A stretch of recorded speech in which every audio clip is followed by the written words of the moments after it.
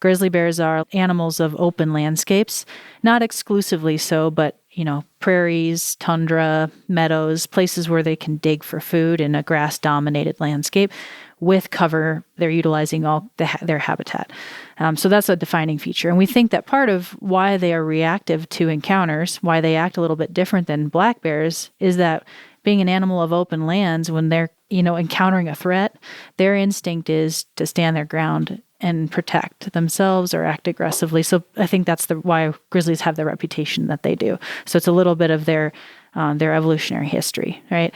And then as far as their yearly cycles, so they're coming out of hibernation in March, April, and May. They're awake all the way into the fall. The beginning of the season is kind of a slow progression of bears coming out of their den. Then they're looking for food anywhere it's available, high up in the mountains or down low. The biggest limiting factor there being snow. So once our snowpack is melted off, they could be high or they could be down low.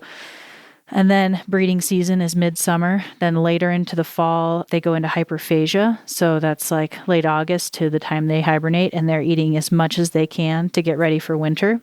And that's when we see a spike in human-bear conflicts, because bears that are getting ready for winter, eating as much as they can, they're not as aware of their surroundings. So it's just pretty easy to surprise them.